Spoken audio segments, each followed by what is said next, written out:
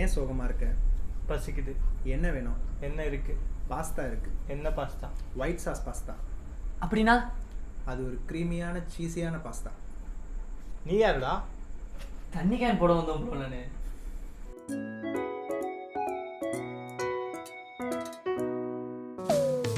Pasta செய்கிறதுக்கு தேவையான அளவு தண்ணி எடுத்து கொதிக்க வச்சுக்கலாம். அதில் 1 டேபிள் ஸ்பூன் சால்ட் போட்டுட்டு தண்ணி நல்லா பாயில் ஆனதுக்கப்புறம் அதில் பாஸ்தாவை போட்டுக்கலாம். இதை வந்து நம்ம அப்பப்போ மிக்ஸ் பண்ணி விட்டுட்டே இருக்கணும்.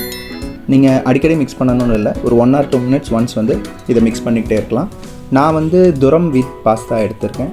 நீங்கள் என்ன பாஸ்தா யூஸ் பண்ணுறீங்களோ அந்த பேக்கெட் பின்னாடியே எவ்வளோ நேரம் குக் பண்ணணும் அப்படின்னு வந்து மென்ஷன் பண்ணியிருப்பாங்க. இது வந்து 10 minutes போட்டிருந்துச்சு. ஸோ நான் 10 minutes இதை வந்து நல்லா பாயில் பண்ணி எடுத்துக்கிறேன். இது பாயில் ஆகிட்டு இருக்கும்போதே நீங்கள் இதில் 1 டேபிள் ஸ்பூன் ஆயில் சேர்த்துக்கலாம். ஏன்னா அப்போ தான் பாஸ்தா ஒன்று மேலே ஒன்று ஒட்டாமல் இருக்கும். இதை ஃபில்டர் பண்ண உடனே இதில் வந்து நம்ம கொஞ்சம் கோல்டு வாட்டர் ஊற்றி பாஸ்தாவை வாஷ் பண்ணிக்கணும்.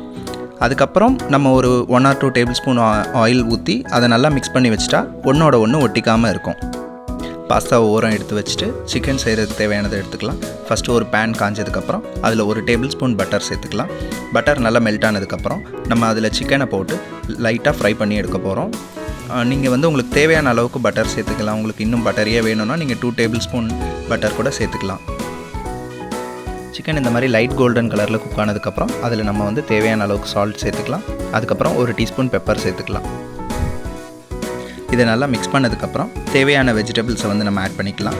நான் ஹாஃப் கேப்சிகம் ஆட் பண்ணியிருக்கேன், கொஞ்சம் ஸ்வீட் கார்ன் சேர்த்துருக்கேன், ஹாஃப் ஆனியன் சேர்த்துருக்கேன்.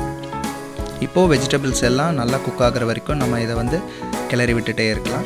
வெஜிடபிள்ஸ் இது தான் சேர்க்கணும்னு இல்லை, நமக்கு பிடிச்ச மாதிரி என்ன வெஜிடபிள்ஸ் வேணால் சேர்த்துக்கலாம். பேபி கார்ன், மஷ்ரூம் இதெல்லாம் கூட ஆட் பண்ணிக்கலாம். வெஜிடபிள்ஸ் எல்லாம் குக் ஆனதுக்கப்புறம் ஒரு பாத்திரத்தில் 4 டேபிள் ஸ்பூன்ஸ் பட்டர் எடுத்துக்கலாம்.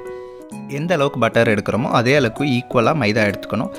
ஸோ பட்டர் மெல்ட் ஆனதுக்கப்புறம் மைதாவை நம்ம அதில் போட்டு நல்லா மிக்ஸ் பண்ணி எடுத்துக்கலாம். இதை ரெடி பண்ணும்போது நம்ம அடுப்பை வந்து மீடியம் லோ ஃப்ளேமில் வச்சுக்கலாம். ஹையாக வச்சா மைதா தீஞ்சிடும். மைதாவில் இருக்க ரா ஸ்மெல் போனதுக்கப்புறம் இதில் கொஞ்சம் கொஞ்சமாக மில்க் ஆட் பண்ணி நம்ம இதில் எந்த கட்டியும் இல்லாமல் மிக்ஸ் பண்ணி எடுத்துக்கலாம். மில்க்கை வந்து நீங்கள் 2 to 3 டைம்ஸ் பிரித்து ஆட் பண்ணி கொஞ்சம் கொஞ்சமாக மிக்ஸ் பண்ணி எடுத்திங்கன்னா எந்த லம்ப்ஸும் இருக்காது. நான் 1/2 லிட்டர் மில்க் யூஸ் பண்ணியிருக்கேன். நம்ம இந்த மாதிரி ஸ்டெப் பை ஸ்டெப்பாக மில்க் ஆட் பண்ணி மைதாவை கரைக்கும் போது இந்த மாதிரி திக்கான கன்சிஸ்டன்சியில் நமக்கு கிடைக்கும். நம்ம ஒயிட் சாஸ் ரெடி ஆகிடுச்சு. இதில் நம்ம வந்து சீஸ் ஆட் பண்ணிக்கிட்டோன்னா இன்னும் நல்லா க்ரீமியாக சீஸியாக இருக்கும். நான் இதில் நார்மல் சீஸை கிரேட் பண்ணி போட்டிருக்கேன். சீஸ் வந்து ஆப்ஷனல் தான், ஆனால் சீஸ் போட்டால் நமக்கு பாஸ்தா இன்னும் டேஸ்டியாக வரும். சீஸ் மெல்ட் ஆனதுக்கப்புறம் இந்த மாதிரி நல்ல திக்கான ஒரு கன்சிஸ்டன்சியில் சாஸ் இருக்கும். இதில் நம்ம குக் பண்ண ஐட்டம்ஸ் எல்லாம் போட்டுக்கலாம். ஃபர்ஸ்ட் நான் இதில் குக் பண்ணி வச்ச சிக்கன் அண்ட் வெஜிடபிள்ஸ் ஆட் பண்ணுறேன். இதுக்கப்புறம் நம்ம குக் பண்ண பாஸ்தாவை இதில் போட்டு நல்லா மிக்ஸ் பண்ணி எடுத்துக்கலாம். நீங்கள் ஸ்டவ்வை வந்து லோ ஃப்ளேம்லேயே வச்சுக்கலாம் இதை ரெடி பண்ணும்போது. ஏன்னா நம்ம ஹை ஃப்ளேமில் வச்சோன்னா சாஸ் ரொம்ப திக்காகிடும்.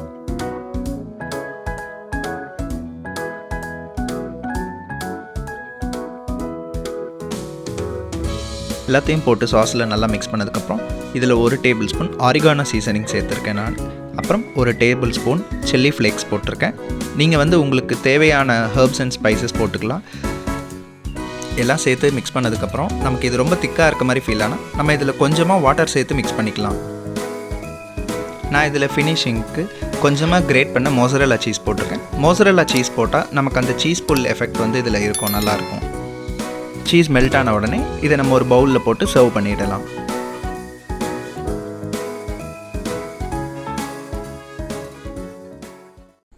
என்னடா ஒயிட் சாஸ் பாஸ்தா? ஓ, இதான் அந்த ஒயிட் சாஸ் பாஸ்தாவா? சரி வாங்க நம்ம சாப்பிட்டு எப்படி இருக்குன்னு சொல்லுவோம்.